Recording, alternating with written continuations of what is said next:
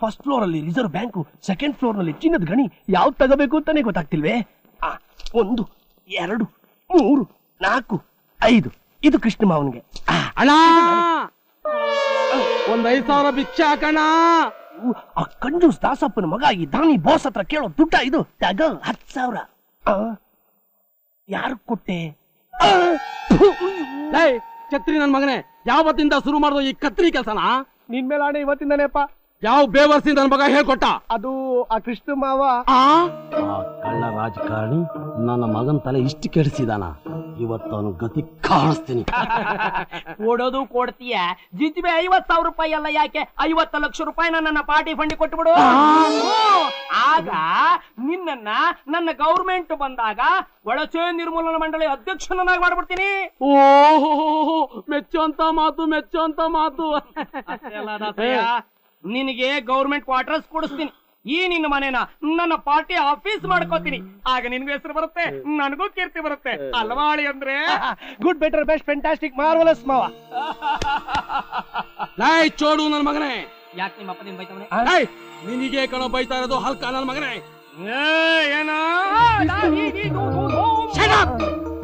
ನನ್ನನ್ನು ಯಾರು ಅಂತ ತಿಳ್ಕೊಂಡಿದ್ಯೋ? ನನ್ನನ್ನು ಏಮಾರಿಸೋದು ಒಂದೇ, ಆ ಯಮನ್ ಪಾಲಾಗೋದು ಒಂದೇ. ಅಲ್ಲ ಪಿತಾಶ್ರೀ, ದುಡ್ಡು ಕೊಡ್ತೀನಿ ಅಂತ ಕಲ್ಸ್ಬಿಟ್ಟು ನಮ್ಮ ಮಾವು ಹಿಂಗೆ ಅವಮಾನ ಮಾಡೋದು. ನಿಮ್ಮ ಅವನ್ ಸಮಾಧಿ ಪಕ್ಕ ನಿನ್ ಸಮಾಧಿ ಮಾಡ್ಬಿಟ್ಟೆ. ತಪ್ಪಿರೋ ನಾನೇ ತಪ್ಪಿರ್ಬೇಕು ನೋಡಿ. ನಮ್ಮ ಮಾವ ಬೇಜಾರ್ ಮಾಡ್ಕೊಂಡು ಹೋಗ್ತಾ ಇದಾರೆ. ನನ್ನನ್ನು ಏಮಾರಿಸ ಹೋಗ್ತೇನೋ? ಅಯ್ಯೋ ಕನ್ನಡ ತಾಯಿ ಮಕ್ಕಳೇ, ಭಾರತ ಬಂಧುಗಳೇ, ಬೇಗ ಬನ್ನಿ, ನನ್ನ ಕಾಪಾಡಿ. ನೋಡು ನನ್ ಮಗನೇ, ನೀನ್ ಪಾತಾಳಕ್ಕೆ ಹೋದ್ರು ಬಿಡಲ್ಲ ನೀನು. ಅಪ್ಪಜಿ ಅವ್ರು ಸಾಯಿಸ್ಬಿಡಿ ಅಪ್ಪಜಿ, ಅವ್ರು ಸತ್ತ ಬಿಟ್ರೆ ನನ್ನ ಮದುವೆ ನಿಂತೋಗ್ಬಿಡುತ್ತೆ. ಚೋಡು ನನ್ ಮಗನೇ, ನಿಂತ್ಕೊಳ್ಳೋ. ಮನೆ ಕನಕ, ಬೇಗ ಭಾಗ ತೆಗಿ, ನಿನ್ ತಾಳಿ ಬಗ್ಗೆ ಕಾಪಾಡ್ಕೊಳ್ಳೆ. ಕನಕ ಅಯ್ಯಪ್ಪ, ಮೃತ್ಯು ಮನೆ ಭಾಗ ತಗೊಂಡು ಬಂದ್ಬಿಡ್ತಾನಪ್ಪ. ನೀನ್ ಸಾಯಿಸ್ಬಿಟ್ರೆ ನನ್ನ ಹೆಂಡತಿ ವಿದ್ಯೆ ಆಗ್ಬಿಡ್ತಾಳ ಕಣ್ಣ. ನಿನ್ ಮಗ ಅಂತ ತಿಳ್ಕೊಂಡ ನನಗೆ ನೀವು ದಾನ ಮಾಡೋಣ. ನೀನ್ ಬದುಕಿದ್ರೆ ನನ್ ಮನೆ ಹಾಳು ಮಾಡ್ಬಿಡ್ತೀಯ. ನೀನ್ ಸತ್ರನೇ ನನಗೆ ಸಮಾಧಾನ ಆಗೋದು. ನೀನು ಯಾವ್ದೋ ಟೈರ್ ಡಮ್ ಅಂತಲ್ಲ. ಓ ದಾಸಪ್ಪರೇ, ನಿಮ್ದೇನಾದ್ರು ಬರ್ಸ್ಟ್ ಆಯ್ತಾ? ಓಕೆ ನಾಟ್ರೇನು ಅಂತ ಕೇಳ್ಬೋದಾ? ನಿನ್ ಗಂಡ ನನ್ನ ಮನೆನ ಲೂಟಿ ಮಾಡಿ ಹಾಳಂಪೆ ಮಾಡಕ್ ನೋಡ್ತಾವನೆ. ಏನಂದೆ? ಬದನೆಕಾಯಿ ಅಂದೆ. ಬದನೆಕಾಯಿ ಡಮ್ ಅನ್ನಲ್ವೇ? You shut up. ಓಕೆ ನನ್ನನ್ನೇ ಶಟಪ್ ಅಂತೆ ನಿನ್ನ. ನಿಮ್ಗೆಲ್ಲ ಅಂದಿದ್ದು ನನ್ನ ಗಂಡನಿಗೆ ಏನ್ ವಿಷಯ?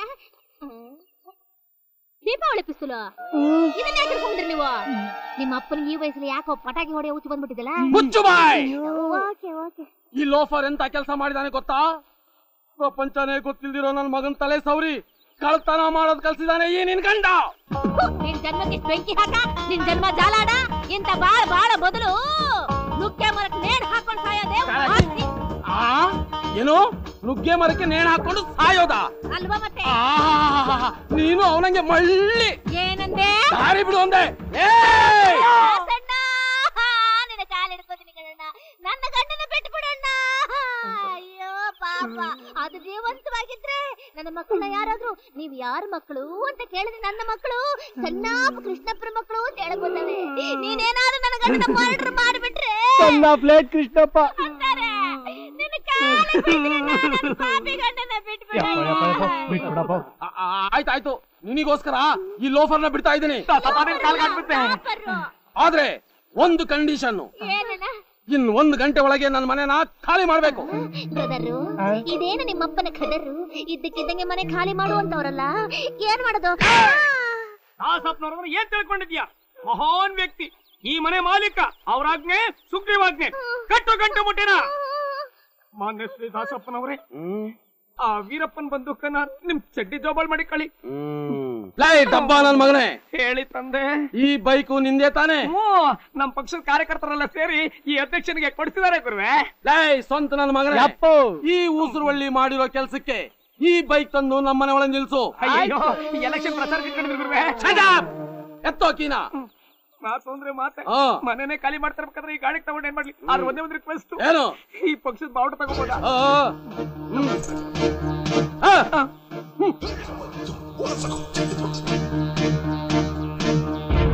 ನಮ್ ಯೋಗ್ಯತೆಗೆ ತಕ್ಕಾಗೆ ನಾವಿಬ್ರು ಬೀಗರಾಗಿದ್ರೆ ಒಂದ್ 50,000 ರೂಪಾಯಿ ಖರ್ಚಲ್ಲಿ ನನ್ನ ಮಗಳು ನಿಮ್ ಮನೆ ಸೊಸೆ ಆಗ್ತಿದ್ಲು. ಆದ್ರೆ ನನ್ನ ಹೆಂಡತಿ ಈ ಸಂಬಂಧನ ಒಪ್ತಾ ಇಲ್ಲ ಮುತ್ತಣ್ಣ. ಆ ದಾಸಪ್ಪನ ಮಗನಿಗೆ ನನ್ನ ಮಗಳನ್ನ ಕೊಟ್ಟು ಮದುವೆ ಮಾಡಬೇಕು ಅಂತ ಹಠ ಮಾಡ್ತಾವಳೆ. ಹಠ ಅಲ್ಲ ಅದು ಧರ್ಮಣ್ಣ, ಆಸೆ. ಆ ಆಸೆನಲ್ಲಿ ನಿನ್ ಮಗಳು ಭವಿಷ್ಯ ಇದೆ ಅಂತ ತಿಳ್ಕೊ. ಹಾಗಂತ ಆ ದಾಸಪ್ಪನ ಮಗನ್ ನಾನು ಹಳೀನ್ ಮಾಡ್ಕೊಂಡ್ರೆ 5 ಲಕ್ಷ ರೂಪಾಯಿ ಖರ್ಚಾಗುತ್ತೆ. ಎಲ್ಲಿಂದ ತರಲಿ ನಾನು? ಈಗ್ಲೂ ಕಾಲ ಮಿಂಚಿಲ್ಲ ಧರ್ಮಣ್ಣ. ಅಣ್ಣ ಅಪ್ಪನ್ ಸಮಾನ, ತಮ್ಮ ಮಗನ್ ಸಮಾನ. ಅಣ್ಣ ತಮ್ಮಂದ್ರೆ ಎಷ್ಟೇ ಜಗಳ ಆಡಿದ್ರು ಅಪ್ಪ ಮಕ್ಕಳ ತರ ಒಂದಾಗ್ಲೇಬೇಕು. ಹೌದು ಧರ್ಮಣ್ಣ, ನೀನ್ ಪರ್ಸನಲ್ ಆಗಿ ನೇರವಾಗಿ ನಿನ್ ತಮ್ಮನ ಹತ್ರ ಹೋಗಿ ಪ್ರೀತಿಯಿಂದ ನಿಮ್ ಶಾಂತಿ ವಿಷಯ ಮಾತಾಡು. ಖಂಡಿತ ಅವನೇ ಮುಂದೆ ನಿಂತು ಈ ಮದುವೆ ಕಾರ್ಯನ ಮುಗಿಸ್ತಾನೆ. ನೀವ್ ಹೇಳೋದು ಸರಿನೇ. ಒಂದ್ಸಾರಿ ಹೋಗಿ ಮಾತಾಡ್ ನೋಡ್ತೀನಿ. ನಾಗೇಶ ನೋಡು, ಅಣ್ಣ ತಮ್ಮಂದ್ರಲ್ಲಿ ಏನೇ ಮನಸ್ತಾಪ ಇದ್ರು ನಡೆಯೋ ಒಳ್ಳೆ ಕಾರ್ಯದಲ್ಲಿ ಒಟ್ಟಾಗಿ ಸೇರ್ಬೇಕು. ಆ ಕಾರ್ಯನ ಸಂತೋಷವಾಗಿ ನೆರವೇರಿಸ್ಬೇಕು. ಆಗ್ಲೇ ಕಣಪ್ಪ 4 ಜನ ನಮ್ಮನ್ನ ಹೊಗಳೋದು. ಸರಿ ಸರಿ, ಈಗ ನಾನು ಏನ್ ಮಾಡ್ಬೇಕು ಅದನ್ನ ಹೇಳು. ಅದೇ ಕಣೋ ಶಾಂತಿ ಮದುವೆ ವಿಷಯ. ನೋಡು, ಈ ಅಣ್ಣನ್ಗೋಸ್ಕರ ಆದ್ರೂ ನೀನೇ ಮುಂದೆ ನಿಂತು ಮದುವೆ ನಡೆಸಿ ನಮ್ಮ ಮನೆ ಗೌರವ ಕಾಪಾಡಬೇಕು.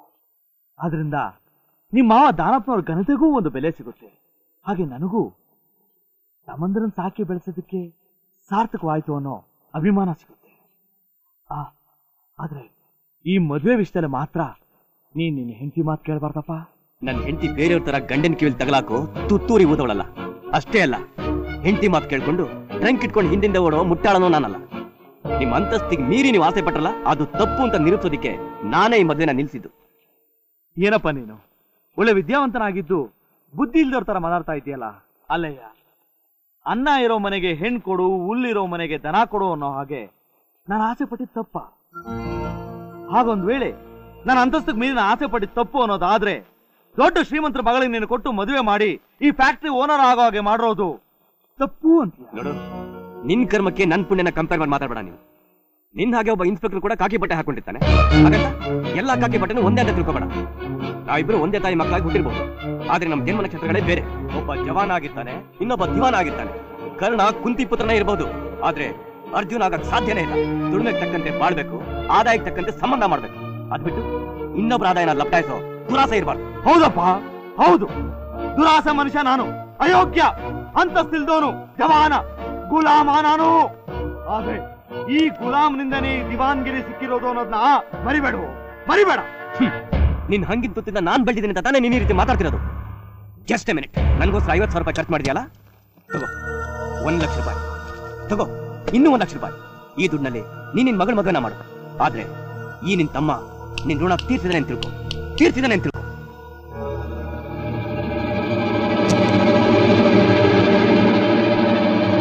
ನಾಗೇಶ, ಈ ನೋಟಿನ ಕಂತೆಯಿಂದ ನಮ್ಮ ರಕ್ತ ಸಂಬಂಧಕ್ಕೆ ಬೆಲೆ ಕಟ್ಬಿಟ್ಟೇನೋ? ಈ ನೋಟಿನ ಕಂತೆ ನಮ್ಮ ಋಣನ ತೀರ್ಸ್ಬಿಡುತ್ತೇನೋ? ಕಣ್ಣು ತನ್ನ ರೆಪ್ಪೆ ಋಣನ ತೀರ್ಸಕ್ಕಾಗುತ್ತೇನೋ? ಲೇ ಅವಿವೇಕಿ, ಸಮುದ್ರಕ್ಕೆ ಕಲ್ಲು ಹೊಡೆದ್ರೆ ಅಲೆ ಬರೋದಿಲ್ವೋ? ಹಾಗೆ ಈ ನೋಟಿನ ಕಂತೆಯಿಂದ ಅಣ್ಣ ತಮ್ಮಂದರ ರಕ್ತ ಸಂಬಂಧಕ್ಕೆ ಬೆಲೆ ಕಟ್ಟೋದಕ್ಕೆ ಆಗೋದಿಲ್ವೋ? ಈ ಪ್ರಪಂಚದಲ್ಲಿ ತಾಯಿ ಋಣ ಎಷ್ಟು ದೊಡ್ಡದು, ಹಾಗೆ ಅಣ್ಣ ತಮ್ಮಂದರ ಋಣನೂ ಅಷ್ಟೇ ದೊಡ್ಡದು. ಅಂತ ಅಮೂಲ್ಯವಾದ ಸಂಬಂಧಕ್ಕೆ ನಾನ್ ಬೆಲೆ ಕಟ್ಟೋದಿಲ್ವೋ? ಏಯ್, ಈ ಹಣ ಇವತ್ತು ನಿನ್ನ ಹತ್ರ ಇದ್ದು ನಾಳೆ ಇನ್ನೊಬ್ಬರ ಹತ್ರ ಹೋಗೋ ವ್ಯಭಿಚಾರಣಿ ಇದ್ದಾಗೆ. ವಾತ್ಸಲ್ಯಕ್ಕೆ ಬೆಲೆ ಕಟ್ಟೋ ಈ ಹಣ ನಿನ್ನಂತವ್ರ ಹತ್ರನೇ ಇರಬೇಕು. ಇದಕ್ ನೀನೇ ಲಾಯಕು. ನಾನ್ ಕೊಟ್ಟು ಬೇಡ ಅಂತ ನನ್ ಮುಖದ ಮೇಲೆ ಬಿಸಾಕ್ಬಿಟ್ಟು ಹೋಗ್ತಿದ್ಯಲ್ಲ, ಹೋಗು.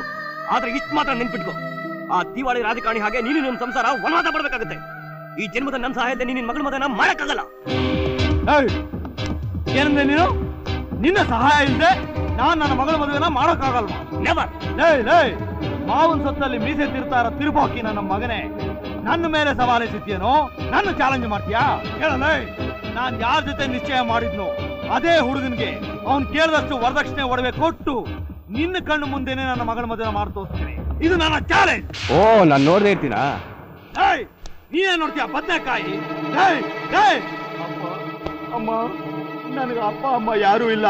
10 ಪೈಸಾ ಕೊಡಿ, 4 ಆನೆ ಕೊಡಿ ಅಂತ ಫುಟ್ಪಾತ್ ಅಲ್ಲಿ ಭಿಕ್ಷೆ ಬೇಡಬೇಕಾದ್ ನಿನ್ನನ್ನೇ ಬೆಳೆಸಿ ಈ ಮಟ್ಟಿಗೆ ತಂದಿದ್ದೀನಿ ಅಂದ್ರೆ ಇನ್ನು ಗುಂಡ್ಕಲಾಗಿರೋ ಈ ತಂದೆ ತನ್ನ ಮಗಳ ಮದುವೆನ ಹೇಗ್ ಮಾಡ್ತಾನೆ ಅಂತ ಸಾಯ್ದೆ ಬದುಕಿರೋ ನೀನು ನೋಡ್ತೀಯಲೇ ಮಗನೇ, ನೋಡ್ತೀಯಾ?